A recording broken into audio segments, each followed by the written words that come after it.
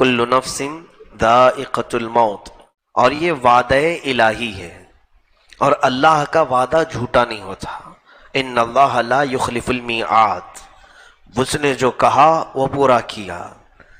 رب تعالیٰ نے فرمایا ہر جان کو موت کا مزہ چکھنا ہے، تو یہاں پر انسان کو نہیں کہا اللہ نے، کل نفس۔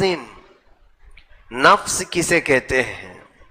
نفس میں ہر زندہ چیز آ گئی، اس میں صرف انسان نہیں، جنات بھی شامل ہوئے، دوسرے جانور، چرند پرند، کیڑے مکوڑے، سب اس کے اندر شامل ہوئے۔ جس کے اندر بھی جان ہے اس کو موت کا مزہ چکھنا ہے۔ اور اگر جان کے اعتبار سے درختوں کو مراد لیا جائے، نباتات، اس میں بھی اگر جان ہے تو انہیں بھی موت کا مزہ چکھنا ہوگا۔ گویا کہ اس کا حاصل مفہوم یہ نکلا، دنیا کی کوئی چیز باقی رہنے والی نہیں، سب فانی ہے۔ حتیٰ کہ انبیاء اکرام علیہ السلام جو رب تعالیٰ کے سب سے قریبی بندے ہیں، اس کی مخلوق میں سب سے عزیز ترین اس کو ہیں، انہیں بھی اللہ نے اس وعدے سے گزارا۔ انبیاء کو بھی اجل آنی ہے۔ اعلیٰ حضرت فرماتے ہیں انبیاء کو بھی اجل آنی ہے، مگر اتنی کہ فقط آنی ہے، مگر اتنی کہ فقط آنی ہے، پھر دوبارہ ان کی زندگی ویسی ہی جیسے تھی ویسے لوٹا دی جائے گی، لیکن ایک آن کے لیے تو موت آئے گی۔ اگر موت سے کسی کو بچنا ہوتا تو سب سے پہلے اللہ تعالیٰ اپنے حبیب پاک صلی اللہ علیہ وسلم کو اس سے مستثنا رکھتا، حتیٰ کہ حضور پاک صلی اللہ علیہ وسلم انسان ہیں، فرشتوں کو بھی موت سے آزادی نہیں دی گئی، فرشتوں کو بھی موت سے چھٹکارا نہیں دیا گیا، انہیں بھی موت کے راستے سے گزارا جائے گا۔ یہ اور بات ہے کہ ان کی عمریں طویل ہوں گی۔ جب قیامت کے قریب سور پھونکا جائے گا تو تمام ملائکہ اور فرشتوں پر بھی موت آئے گی۔ حد تو یہ ہے کہ ملک الموت جو سارے لوگوں کی روح قبض کرنے پر معین ہے، انہیں بھی موت آئے گی، ان کی بھی روح نکالی جائے گی۔ وہ رب تعالی خود ان کی موت، ان کی روح قبض فرمائے گا، اور پوری دنیا جس کے سور پھونکنے سے فنا ہوگی وہ اسرافیل علیہ السلام ہے۔ اسرافیل علیہ السلام ایک فرشتے ہیں جن کے متعلق حدیث پاک میں ہے کہ وہ اپنے ہاتھ میں باجے کی طرح کی ایک چیز سینگ کے شکل کی ہے، اس کو لے کر وہ کھڑے ہی ہیں، ابھی بھی کھڑے ہیں۔ جیسے ہی انہیں حکم ہوگا اس کو پھونکنے کی تو وہ سور پھونکیں گے۔ سور میں شروع تھوڑی سی ہلکی ہلکی آوازیں آئیں گی، اور اس کے بعد وہ آواز بڑھتے بڑھتے بڑھتے دنیا میں اتنی پھیل جائے گی کہ اس آواز کی بنیاد پر جتنے بھی اس وقت دنیا میں ہوں گے سب کے سب پہلے بے ہوش ہوں گے، پھر مر جائیں گے۔ یہی قیامت ہے۔ تو سور پھونکنے والا فرشتہ اسرافیل علیہ السلام وہ اپنے ہاتھ میں سور لے کر منہ لگائے کھڑے ہیں، اتنے انتظار میں ہیں، ابھی حکم ہوگا تو ابھی پھونک دوں گا۔ تو جیسے ہی وہ سور پھونکیں گے کوئی چیز دنیا میں باقی نہیں رہے گی، ہر جان موت کا مزہ چکھ چکی ہوگی، چاہے وہ نباتات ہوں، پرند چرند، کیڑے مکوڑے، حیوانات، جنات، فرشتے، انسان، اس کے علاوہ جو کچھ بھی دنیا میں جان کی طرح سے باقی ہوگی سب کو فنا کیا جائے گا۔ حتیٰ کہ قرآن کہتا ہے پہاڑوں کو بھی اڑایا جائے گا، پہاڑوں کو بھی اڑایا جائے گا، ان کی جڑیں اکھاڑ دی جائیں گی، اور پہاڑ ہوا میں ایسے اڑ رہے ہوں گے جیسے پتنگے اڑتے ہیں، چھوٹے چھوٹے پتنگے جس طرح اڑتے ہیں۔ وَإِذَا الْجِبَالُ سُيِّرَتْ قرآن میں ہے۔ اور سمندروں کو بھی ختم کیا جائے گا، ان میں آگ لگا دی جائے گی، پانی میں آگ لگا دی جائے، سورج کو چاند سے ٹکرا دیا جائے گا، ہر تارا دوسرے تارے سے ٹکرا جائے گا، اور اس کے بعد جو بلاسٹ ہوگا، جو آگ لگے گی، اس کو ہم یہاں پر ایکسپلین بھی نہیں کر سکتے، بتا بھی نہیں سکتے۔ تو گویا کہ یہ ساری چیزیں فنا کی جائیں گی، حتیٰ کہ اور کوئی چیز اگر باقی ہے تو آسمان اور زمین، فرمایا گیا آسمان کو بھی زمین سے ملا دیا جائے گا، آسمان جو قائم ہے بغیر ستون کے اسے گرا دیا جائے گا، اور زمین جو پانی پر بچھی ہے یہ سب ہل جائے گی اور زلزلے آئیں گے۔ اذا زلزلت الارض زلزالہا، پھر اس کے اندر کی ساری چیزیں زمین نکال پھینکے گی۔ تو گویا کہ کائنات میں کوئی چیز، کسی بھی چیز کو قرار نہیں ہوگا۔ وہ اسرافیل جو سور پھونک رہے ہوں گے، آخری وہ جان ہوگی، اللہ انہیں بھی موت عطا کرے گا، انہیں بھی موت عطا کرے۔ بچا کون؟ ملک الموت بھی نہیں، اسرائیل علیہ السلام بھی نہیں، اسرافیل علیہ السلام بھی نہیں۔ سارے جب سو چکے ہوں گے، تنہا رب ذوالجلال کی ذات باقی ہوگی۔ کل من علیہا فان وَيَبْقَى وَجْهُ رَبِّكَ ذُو الْجَلَالِ وَالْإِكْرَامِ، جو کچھ بھی اس پر ہے سب فنا ہو جائے گا اور باقی رہنے والی ذات رب ذوالجلال کی ہوگی۔ صرف تنہا باقی خدائے قدیر و جبار وحدہ لا شریک لہ موجود ہوگا۔ اب اس کے بعد جب رب تعالیٰ کی مرضی ہوگی وہ پھر سے اسرافیل علیہ السلام کو اٹھائے گا۔ اب وہ دوبارہ انہیں سور پھونکنے کا حکم ہوگا، تب وہ پھر سے وہ سور پھونکیں گے تو آدم علیہ السلام سے لے کر قیامت تک جتنی جانیں آئی تھی سب کو پھر سے اٹھایا جائے گا۔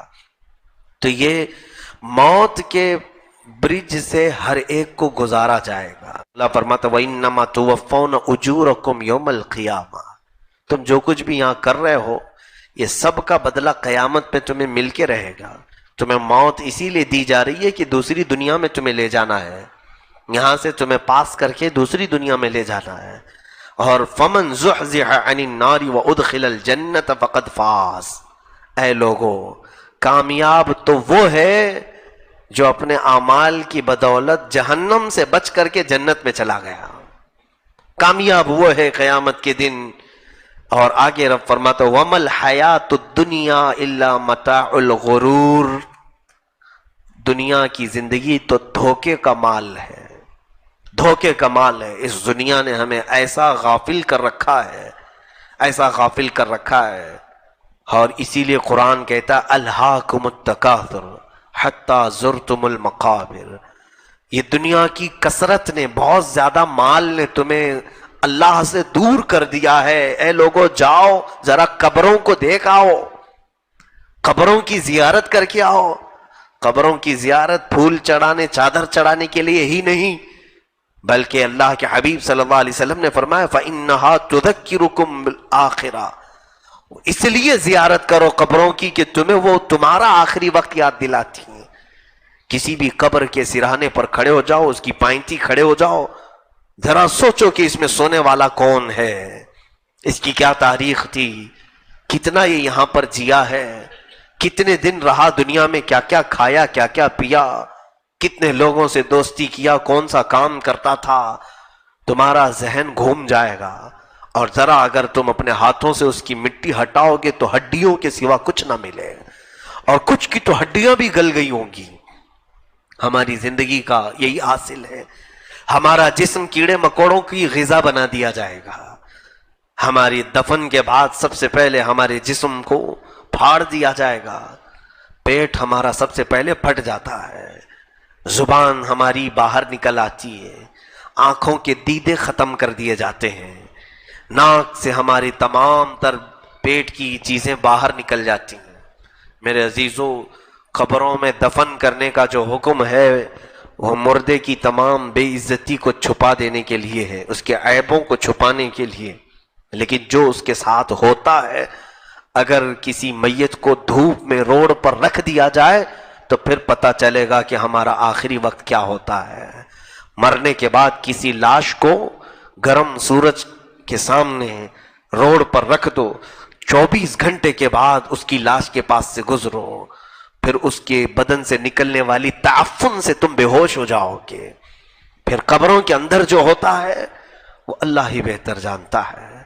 ہم موت سے غافل پڑے ہوئے ہیں، ہم موت سے بہت زیادہ غفلت کے شکار ہیں۔ میرے آقا کونین صلی اللہ علیہ وسلم فرماتے ہیں دن میں میں اپنی موت کو 70 بار یاد کرتا ہوں۔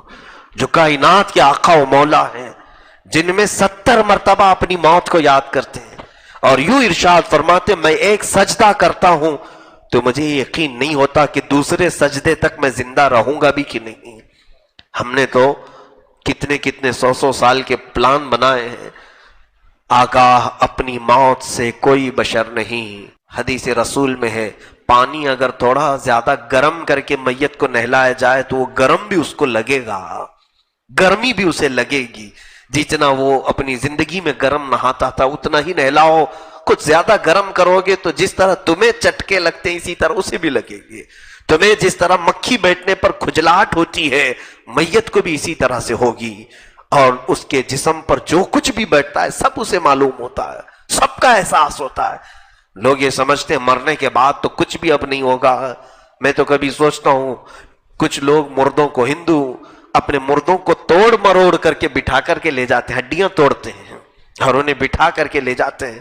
ان کے ناک سے ادھر ادھر سے رسیاں کھونس کے نکالتے ہیں. ہر ایک کا احساس ہوتا ہے. میرے عزیزو یہ ایک منزل بڑی کٹھن منزل ہے. سیدنا عثمان ابن عفان رضی اللہ تعالیٰ مصلی بچھاتے تھے. جب قبر والی کوئی آیت آتی قرآن میں یا موت کا تذکرہ آتا تو اتنا روتے تھے کہ آپ کی ہچکیاں بندھ جاتی تھیں. اور آپ کے غلام وہ فرماتے ہیں صبح میں مصلی نچوڑ کر کے سکھاتا تھا، اتنے آنسو ان کے مصلی پر گرتے تھے. سیدنا عثمان ابن عفان اور قبروں کے پاس جاتے تو ان کا چہرہ پیلا پڑ جاتا تھا، پورا بدن کانپنے لگتا تھا. لوگ کہتے ہیں آپ خلیفہ رسول ہیں، عشرہ مبشرہ میں سے ہیں، یہ قبروں کے پاس آتے آپ اتنا ڈر کیوں جاتے ہیں؟ فرماتے ہیں یہ وہ منزل ہے کہ یہاں سے جو پاس ہو گیا پھر وہ آخر تک پاس ہوتا ہی رہے گا، اور جو یہاں پھنس گیا ہر معاملے میں پھنستا رہے گا، ہر جگہ پھنسا جائے گا. اور زمین کے متعلق یہ بھی فرمایا گیا کبھی کبھار یہ جلال میں بار بار کہتی ہے کہ اے مولا فلانا بندے کو جلدی میرے اندر ڈال، میں اس کی ساری اکڑ کو ختم کر دوں گی. جس قدر وہ اکڑ کر کے مجھ پر چلتا تھا، جو غرور و تکبر سے وہ مجھ پر ناچتا تھا، اس کو صرف میرے اندر بھیج دے، پھر میں اس کی پسلیوں کو ملا دوں گی. اس کے سینے کی ہڈیوں کی کڑکڑاہٹ سے جانور بھی کانپ جاتے ہیں. زمین انتظار کر رہی ہے. عذاب کے فرشتے الگ انتظار میں ہیں، رحمت کے فرشتے الگ انتظار میں ہیں، جنت کے دروازے انتظار میں ہیں، دوزخ کی کھڑکیاں انتظار میں ہیں. ایک بندے کے لیے سب انتظار میں ہیں، ہماری موت کے انتظار میں ہے کہ یہ کب مرے گا اور اس کے لیے کیا حکم آنے والا ہے. جیسے ہی موت ہوتی ہے سب کے سب مولا کے حضور اب التجا کرتے ہیں اے رب آج اس کا انتقال ہوا، آج اس کی روح نکال لی گئی، ملک الموت نے اپنی ڈیوٹی پوری کر لی، آگے کا حکم تو فرما. کون سی زمین کو اس کا لقمہ بنایا جائے گا؟ زمین کا لقمہ اسے بنایا جائے، کون سی زمین کے حوالے اسے کیا جائے، وہ بھی حکم ہوگا. کس زمین پر ہم جانے والے وہ طے ہے، وہ طے ہے، پہلے سے طے ہے. اس کے علاوہ دونوں فرشتے بارگاہ الہی میں پوچھتے ہیں مولا کس کو اترنا ہے اس کی قبر پر، عذاب والے فرشتوں کو کہ رحمت والے فرشتوں. موت کے بعد یہ بھی آرڈر آئے گا، وہ بندہ خوش نصیب ہوگا جس کے لیے مولا رحمت کے فرشتے اتارتے ہیں، اور وہ بڑا ہی بد نصیب ہوگا جس کے لیے حکم آ جائے گا اے عذاب کے فرشتوں اتر جاؤ، کہ وہ خبیث جسم سے خبیث روح نکل چکی ہے اور اسے اس کے اعمال کا بدلہ چکھاؤ، اسے اس کے کرتوت کا بدلہ چکھاؤ. یہ سب تو ہمارے انتظار میں. کیا یہ حیرت نہیں ہے کہ موت سے بچنے کے لیے ہر کوئی دوڑ بھاگ کر رہا ہے، علاج، معالجہ، ڈاکٹر، طبیب، حکیم، دعا سب کچھ کر رہے ہیں. کس لیے کر رہے ہیں ہم؟ جیسے بیمار ہوتے ہیں جلدی سے جا کے علاج کرواتے ہیں کہ نہیں؟ ارے نہیں، جلدی ابھی مرنا نہیں ہے، جبکہ ہر ایک کو معلوم ہے موت تو آنی ہی آنی ہے. کوئی ایک بتاؤ موت سے کوئی بچا نہیں بچا؟ سب کو یقین ہے موت آنا ہے، مجھے بھی آنا ہے، آپ کو بھی آنا ہے. جو چیز سے بچنا ناممکن ہے اس سے بچنے کی ہر کوئی کوشش کر رہا ہے، لیکن عذاب دوزخ سے بچنا ممکن ہے، لیکن اس سے بچنے کی کوئی کوشش نہیں کرتا. اگر بندہ کوشش کر لے جائے تو دوزخ سے تو بچ سکتا ہے، موت سے کوئی نہیں بچے گا. تو موت سے بھاگنے کی بجائے دوزخ سے بھاگنے کی کوشش کیوں نہیں کرتے؟ جتنا علاج موت سے بچنے کے لیے تم خرچہ کرتے ہو علاج پر، کاش اتنی ہی محنت، اتنا ہی خرچہ دوزخ سے بچنے کے لیے کر لیا جاتا. تو بہت ہی ہماری زندگی میں سکون کی نیند ہم سو سکتے تھے. آج ڈر اس بات کا ہوتا ہے میرے عزیزوں. میں نے ابھی چند دنوں قبل ہل گیا تھا، ذکر کی شب میں نے اس بات کو عرض کیا تھا. خواب کی تعبیر میں دیکھ رہا تھا، کسی صاحب نے خواب یہ بیان کیا کہ ہم نے اپنے رشتہ دار میں سے ایک صاحب، ہمارے ان کے باپ تھے دادا تھے جو بھی، خواب میں دیکھا کہ وہ آئے تھے، دھول میں اٹا ہوا چہرہ تھا، کالا دکھ رہا تھا. کیا تعبیر ہے، کیا تعبیر ہے. تو ہر ایک کی تعبیر الگ ہوتی ہے خوابوں کی. میں نے پوچھا کون تھے، کہا ہمارے جو بھی ان کے رشتہ دار فلاں تھے، پابند تھے، عبادت کرتے تھے، سب ٹھیک ٹھاک تھے، اور ہم نے ان کا جنازہ اٹھایا ہے، بڑی شان سے ان کو دفن کیا ہے. تو میں نے جب کتاب اٹھایا تو میرے ہاتھ کانپنے لگے. پڑھا میں تو یہ علامت تھی کفر پر موت ہونے کی. اللہ اکبر. کسی میت کو خواب میں اس حالت میں دیکھنا کہ اس کا چہرہ کالا ہے، روایت میں ہے کہ اس کی کفر پر موت کی علامت ہے. تو ڈر لگنے لگا. حج مسجدوں میں تو ہم آتے ہیں، موت آنی ہی ہے، آنی ہے، ہر ایک کو آنا ہے. کہیں ایسا نہ ہو کہ مولا ہمارے برے اعمال سے ناراض ہو کر ہمیں وہ کالی موت دے دے جس کے بعد چہرہ کالا ہی رہے گا. یوم تسود وجوہ، قرآن میں ہے قیامت کے دن کچھ چہرے کالے اٹھائے جائیں گے، اتنے کالے کہ رات سے بھی زیادہ کالے ہوں گے. ان کے کالے پن کو دیکھ کر دہشت طاری ہوگی. یہ کون لوگ ہوں گے؟ جن کی موت کفر پر ہو گئی، ایمان پر موت نہیں ہوئی.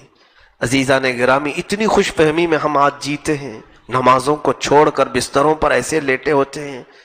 میں دیکھتا ہوں اتنے بڑے محلے میں اتنی بڑی مسجد خالی کیوں رہتی ہے؟ کیا مرنے کا کسی کو خوف نہیں؟ ابھی چند دن قبل ایک صاحب ان کا انتقال ہوا. کیسے جانتے ہیں آپ؟ 40 سال کی عمر ہے، بڑے بزنس مین تھے، بڑے بزنس مین. ان کے بچے ہمارے پاس آتے ہیں، کہا کہ ابا رات کو سوئے، صبح اٹھے ہی نہیں. اٹھنے کا معمول تھا صبح 8-9 بجے، لیکن اس دن وہ 11 بجے تک سوتے رہے. 11 بجے تو جب اماں نے اٹھانا چاہا تو جسم پورا ٹھنڈا تھا. دیکھ کر وہ گھبرائی، ڈاکٹر کو بلایا گیا تو کہا رات میں ان کا انتقال ہو چکا ہے، بستر سے دوبارہ اٹھ ہی نہیں سکے. وہ جنازہ بھی میں نے دیکھا، رات کو نارمل کھانا کھا کر کے سویا ہوا آدمی صبح اٹھ ہی نہیں سکا. اے میرے عزیزو، کتنے مزے سے ہم فجر کی نمازیں قضا کرتے ہیں. کیا تمہیں خبر ہے کہ آج کی فجر کی نماز قضا کرنے کے بعد اگر تمہاری موت آئی تو بے نمازیوں میں ہی حشر ہوگا، اٹھایا جائے گا یہی کہہ کر کے قیامت کے دن مولا یہ بنا نماز کے تیری بارگاہ میں آیا ہے. ہم تو ڈرتے ہیں اس بات سے کہ عشاء ہماری قضا نہ ہو جائے، چھوٹ نہ جائے، کہ کہیں اگر یہ رات ہماری زندگی کی آخری ہو تو ہم کو جب اٹھایا جائے گا، موت لی جائے گی تو بے نمازی اٹھایا جائے گا. اور بے نمازیوں کے متعلق میرے آقا صلی اللہ علیہ وسلم فرماتے ہیں قیامت کے دن جہنم کا ایک دروازہ ہے، اس دروازے پر فرعون، حامان، شداد، قارون، ابو جہل، ابو لہب، ان کے نام لکھے ہوں گے. انہی ناموں کے ساتھ بے نمازی کا بھی نام لکھا ہوگا، انہی ناموں کے ساتھ اس کا بھی نام ہوگا. کیسے ہم اس طرح کی غفلت میں ہیں میرے عزیزو. موت ایک ایسی چیز ہے جو ہر بندے کو ہلا دیتی ہے، ہر بندے کی عبرت کے لیے کافی ہے. جب رسول کریم صلی اللہ علیہ وسلم موت کا تذکرہ کرتے تو صحابہ روتے اتنا کہ ان کی داڑیاں بھیگ جاتی تھیں، آنسوؤں سے داڑیاں تر ہو جاتی تھیں اپنے آخری وقت کو یاد کرتے ہوئے. ہم کیوں نہیں یاد کرتے؟ ہم کیوں اس منظر کو اپنے آنکھوں میں نہیں لاتے؟ کیا ہوگا جب ہمیں اٹھا کر کے ہلکے ہلکے لوگ لے کر چلے جائیں گے؟ 1000 میری خواہش نہ ہو تو بھی لوگ زبردستی لے جائیں گے. میں اس تنگ و تاریک قبر میں نہیں سونا چاہوں گا، پھر بھی مجھے دبا کر کے آئیں گے. میں کبھی نیچے سوتا نہیں، گدے پر سوتا ہوں، پھر بھی لوگ مجھے نیچے سلا کر آئیں گے. نہ لوگ مجھے تکیہ دیں گے، نہ گدا، نہ چادر، نہ بستر، کچھ نہیں دیتے. حتیٰ کہ وہاں مجھے نہ پانی دیا جائے گا نہ کوئی چیز. ہر چیز کا احساس تو مردے کو ہوگا، لیکن دنیا دیتی کچھ نہیں. پیسوں میں سے ایک سکہ بھی کسی کو نہیں دیا جاتا. کیا دیتے ہیں کسی کو؟ اس کی پسندیدہ چیزیں قبر میں رکھ دیتے ہیں کہ یہ چیز بہت پسند سے کھاتا تھا، مٹھائی رکھ دو اس کی قبر میں. کوئی کچھ نہیں دیتا. اگر سونے کے وقت ہاتھ ادھر ادھر نہیں پھیلتے، کنجسٹڈ جگہ ہو تو نیند نہیں آتی. وہاں تو قبر اتنی چھوٹی کھودتے ہیں، اس پر بھی سل لگا کر کے ٹائٹ کر دیتے ہیں تاکہ کروٹ بھی نہ لے، اور پھر باندھ کر کے سلایا گیا ہے، کھلا بھی نہیں رکھا جاتا. کفن کو ایسے کہ پیٹ پر بھی باندھا گیا ہے، پیروں پہ بھی باندھا گیا ہے، سر پہ بھی باندھا گیا ہے، پورا لفافے میں رکھ کر کے ہمیں لٹایا گیا. کس طرح سے ایک کنجسٹڈ جگہ پر اور کتنا تنگ لباس میں، ایک باریک لباس میں ہمیں ڈالا گیا ہے. اس منظر کو یاد کرتے یقیناً میں اپنی کیفیت بتا رہا ہوں، بارگاہ الہی میں کبھی کبھار ڈر کر کے میں رات میں اٹھتا بھی ہوں، عرض کرتا ہوں کہ مولا بہت میتوں کو دیکھا قبروں میں جاتے ہوئے، قبروں کو بند کرتے ہوئے، آخری مرتبہ ان کے چہرے دیکھے اور ان کے چہروں کو دیکھ کر ایک ہیبت بھی طاری ہوتی ہے. کتنے بے بس ہیں یہ. کبھی جب طاقت تھی تو مکہ بھی آزماتے تھے، جب زبان چلتی تھی تو ہر ایک کو چھلنی بھی کرتے تھے. کتنے خاموش ہیں یہ لوگ. آج ان پر لوگ مٹی ڈال رہے، کسی کو بولتے تک نہیں. اتنے بے بس ہیں یہ کہ ان کو کچھ بھی ہلایا جلایا جائے یہ کسی کو ڈانٹتے بھی نہیں، کسی کو اف تک نہیں کہتے. اور لوگ بڑے مزے سے ان پر تختیاں بند کر کے، وہ دوست بھی غائب ہوتے ہیں جو ان کے لیے رات رات بیٹھتے تھے. 5 منٹ کوئی قبر کے پاس بیٹھتا نہیں. ہماری قبر کی پہلی رات کیسی ہوگی، دوسری رات کیسی ہوگی، تیسری رات کیسی ہوگی. وہاں صرف اور صرف ملائکہ سے ہمارا آمنا سامنا ہے، کسی سے نہیں. ہماری کیے ہوئے کی تمام چیزیں انہیں بتانا ہے، ان کی مار کھانا ہے، یا ان کے کوڑے یا ان کے بھالے یا ان کے گرز جو لوہے کے وہ سینے پر مارتے ہیں تو 2 میل اندر جاتا ہے، 2 میل اندر جاتا ہے. وہاں سے وہ کھینچتے ہیں، نکالتے. یہ تمام کیفیات کو ہمیں جھیلنا ہے. اس لیے دعا یہی کیا کرو کہ مولا موت سے چھٹکارا تو ہے نہیں لیکن اچھی موت عطا فرما دے. اس کے بعد تو سکون ملے. اس دنیا میں کون سا سکون ملا. اسی لیے ہم بار بار دعا کرتے ہیں کہ میں نے دیکھا ہے سارے قبرستانوں، بہت قبرستانوں میں گیا، بہتوں کے جنازے پڑھا ہے، دفن میں بھی شریک رہا، لیکن میری زندگی میں میں نے صرف ایک ہی قبرستان کو دیکھا جہاں زندہ بھی سونے پر فخر کرتا ہے، وہ جنت البقیع ہے. میرے آقا کا پڑوس قبرستان ہے. ایسا ہے کہ میں دن میں بھی وہاں گیا، رات میں بھی گیا. اتنا با رونق قبرستان کہ سچ بتاؤں ابھی اگر کہہ دیا جائے کہ لیٹ جاؤ تو خوشی سے میں لیٹ جاؤں.